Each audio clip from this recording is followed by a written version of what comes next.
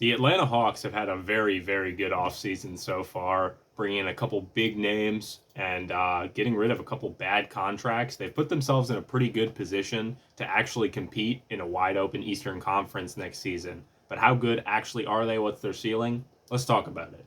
What's up, everybody? Welcome back to Court Vision.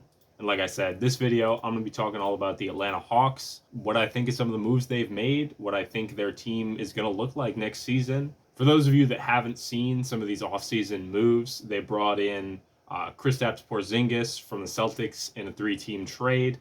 They brought in Luke Kennard on a one-year deal, and the big one for me, Nickeil Alexander-Walker. In terms of guys that they've shipped out, they lost Clint Capella in free agency, Karis LeVert in free agency, and then they lost George Niang and Terrence Mann in some trades. But in my opinion, the moves that they made, the guys that they brought in, more than make up for the depth that they lost in those guys. So without further ado, let's get right into this. The biggest improvement for the Hawks, I think, after these offseason moves is their defense is massively, massively improved. I think they've built the best possible defense that they could around Trae Young, which is saying a lot considering how they were defensively last season. Bringing in guys like Porzingis, Nickeil Alexander-Walker are going to do huge things for this defense. Around guys who already were on the team, like Dyson Daniels, Risa Shea, who project to be very good defenders. Dyson Daniels, obviously, in the conversation for DPOY last year. Bringing in a guy like Kristaps obviously brings a lot of rim protection. He's prolific rim protector, one of the best in the league, in my opinion, when he's healthy. He's very mobile for someone of his size, and he is super good as a low help man. There are very few guys, I think, who can do what he does to the level that he does. So bringing a guy in like that is super good, especially considering their other center on the roster, Onyeka Okongwu, who's not a bad defender, but he's a little smaller than a typical center, and he's not known necessarily as a good rim protector, even if he's a good like pick and roll defender, things like that. So bringing in a guy like KP potentially can shore up a lot of the weaknesses that you might have at that position defensively. And then Nickeil Alexander-Walker, just a great guard, wing defender, decent positional size at the 1 or the 2, depending on where they play him. Just a great defender, great on-ball defender, good screen navigator. Bringing in the guys that they've brought in, I think, makes them a much more switchable team. Guys like Dyson Daniels, Zach Risa-Shea, Onyeka, Jalen Johnson, and Nickeil Alexander-Walker are all able to guard multiple positions, very switchable guys, and they have a lot of length on those guys as well. With the way that the game is going right now, the way that defense is being played, especially through the playoffs, we saw it a lot, especially with teams like OKC. Having that switchability is super, super key in modern defensive schemes, and I think bringing in guys like Nickeil Alexander-Walker, and then on top of the guys you already have, having that switchability should project for their defense to be much more versatile. And on the topic of versatility, I think their scheme versatility defensively is also hugely improved, especially now that they have that double big look they can go to. You can play Onyeka Okongwu and Kristaps together, with KP as the low guy and Onyeka as more of the perimeter, pick and roll defender, things like that. Utilizing Onyeka's mobility and KP's, length and presence at the rim to really improve your defense together there, while you can also play them separately depending on the needs of the game. You can play just KP at the 5, you can play just Onyeka at the 5, depending on the needs. Just adds a lot of mobility and versatility, I think, to their defense after some of these moves. The big concern that I might have, and this is sort of a minor thing, but it might end up being something to consider when it comes to talking about the Atlanta Hawks as a potential contender to win the Eastern Conference or to make a deep playoff run, is they don't really have someone with like a super great physical profile to match up with some of the bigger physical wings or physical bigs in the Eastern Conference. Guys like Paolo Banchero on the Magic, Evan Mobley on the Cavs, Giannis, of course, maybe even Karl Anthony Towns. They don't really have anyone outside of maybe Jalen Johnson, who is a great, physical profile to match up with those guys defensively. In a playoff series, having a weakness against some of those guys who are very prolific scorers in their own right might prove to be a problem a little bit, but I think that they can scheme in a way with certain help coverages with KP, using Onyeka Okongwu potentially as the defender for some of these guys. They can do things to help mitigate that, but that is something to consider. Moving over to the offensive side of the ball, they were actually not a bad offensive team, in my opinion, last season. And coming into this season, with some of the moves that they've made, I think they've improved themselves on that end of the floor as well. The biggest thing I can see when I'm looking at this team's offense is just how good their shooting is all across the board, how great their spacing is going to be. Both of their five men that are going to get heavy minutes, being Onyeka Okongwu and KP, can stretch the floor very well. And basically everyone that's going to be in their rotation can shoot. You know, the worst shooters in their rotation are going to be guys like Jalen Johnson or Dyson Daniels, who I don't actually think are that bad of shooters. You know, they didn't have necessarily great shooting years last year or the year before percentage wise, but I don't think either of those guys are actually bad shooters mechanically. I think they can pick that up. But then when you look at the rest of their rotation, you have guys like Risa Shea, Nikhil Alexander-Walker, Luke Kennard especially, even Vit Krejci if you want to go for a little further down the lineup. These guys are all great shooters. So when I look at this team, I think that their spacing is going to be spectacular. On top of that, I think this is the most ball handling talent I think we've seen around Trae Young in his Atlanta Hawks tenure. Obviously, he's going to be the primary guy, you know, the heliocentric guy that the offense runs around. But then when you look at the rest of the roster, guys like Jalen Johnson obviously can handle the ball, run some pick and roll, stuff like that.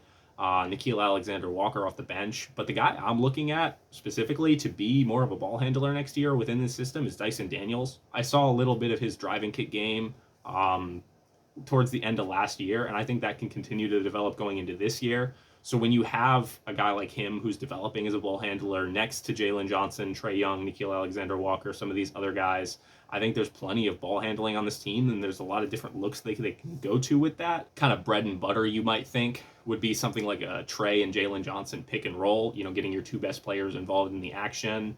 You can have KP or Onyeka, you know, popping out of a pick and roll with Trae, certain actions like that. Use that spacing threat.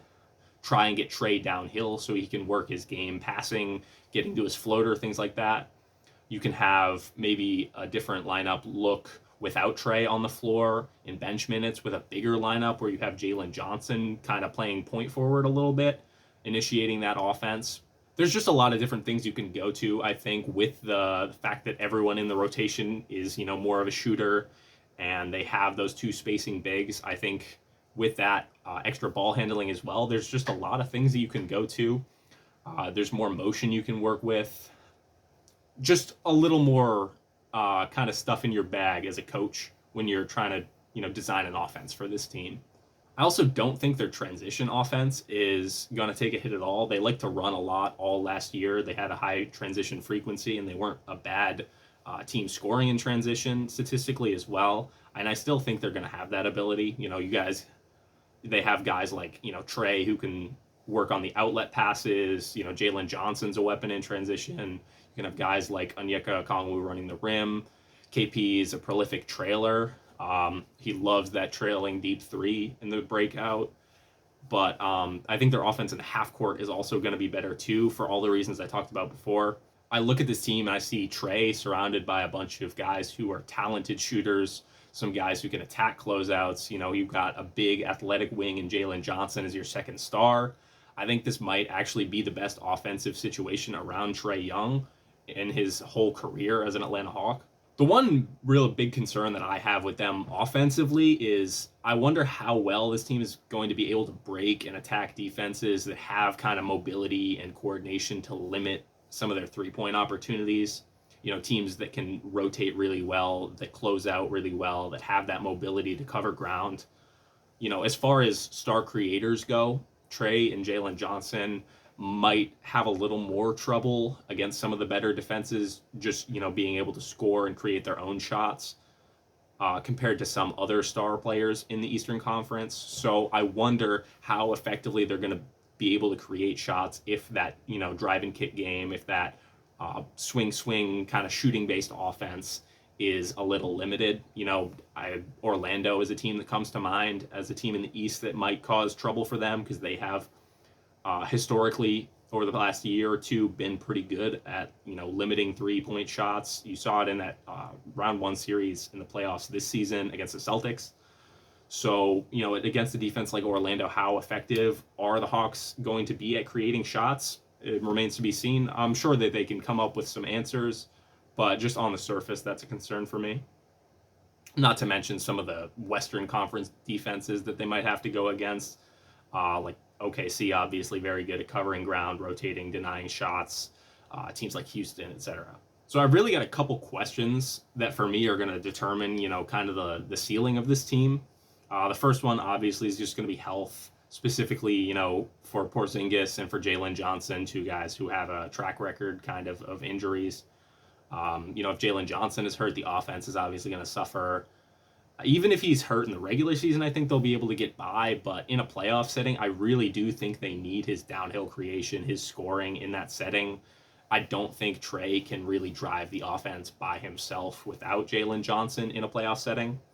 And then when you talk about KP's health, it's always going to be up and down. He's definitely not going to play more than 60 games in the regular season. But if he's not there in the playoffs, that's could be a problem for them, because I think his rim protection is really what's going to be what makes their defense elite. Without him there, with Onyeka Okongwu having to play heavy minutes and be a rim protector, that doesn't sound nearly as effective defensively as having KP and having that double big option, having that versatility. The second question that I have really is kind of all about Trey Young and where his efficiency is going to be. He had a pretty rough year efficiency-wise, both from three and from inside the arc, but he didn't necessarily have the greatest infrastructure around him, and Jalen Johnson was obviously out for a lot of the time, which hurt his offense. But the team's offense in general around him, generated by him, is going to kind of fluctuate with how dangerous, his off-the-dribble three and his floater game getting downhill are. If he's scoring effectively, continuing to be a dangerous passer like he has been throughout his whole career, their offense is going to be great, right? They can shoot teams out of the building. They've got insane spacing. He's going to set the table for a lot of guys with his great passing. But if he's not having a good time scoring the ball, if he's not having a good stretch at the wrong time scoring the ball, teams are going to do things that kind of mitigate his passing and try and, let him score a little bit more. Kind of like teams like Miami and Orlando did in the play-in games that they lost. This team is going to definitely get up a lot of high percentage threes. That's going to power their offense. Trey is going to run the show. And on the defensive side of the ball, they've put together about as good of a team as you can with a guy like Trey Young on the floor with his limitations on that end. But on the other hand, it also kind of feels a little bit like a house of cards to me. There's a lot of things that can go wrong and, cause problems and derail their season, especially in a playoff setting. Injuries to Kristaps or to Jalen Johnson can totally ruin this team. Trey having a rough stretch scoring the ball at a really bad time can lose them a playoff series. I think obviously the offseason is not over, so they can still address this, but their lack of depth in the front court could be a problem. I think Mogay is a great player, but I don't know how much you want to be playing him heavy minutes in a playoff setting. Things like that kind of worry me when we get to a postseason setting. I could definitely see it going wrong. But if everything goes right for this team, I do definitely think that they can beat a lot of these other teams in the Eastern Conference. I don't know if they're necessarily, one of my favorites to make the Eastern Conference Finals and maybe make an NBA Finals run. I think they'll be competing with a team like Orlando for that 4 seed potentially, behind, New York, Cleveland. Maybe even they can potentially get the 3 seed. On the other hand, though, I do think they don't necessarily match up super well against some of those other high-end, Eastern Conference teams. It's too early to really say anything playoff-wise, but I definitely can see this team, making the second round, potentially even making the Eastern Conference Finals with a good matchup. That's all I've got in this video about the Atlanta Hawks. Stay tuned. More stuff is going to be coming. I'm trying out, some different ideas, so let me know what you think of the next couple of videos as they come out. Thank you, everybody, for watching. Like and subscribe if you want to see more, and I'll see you in the next one.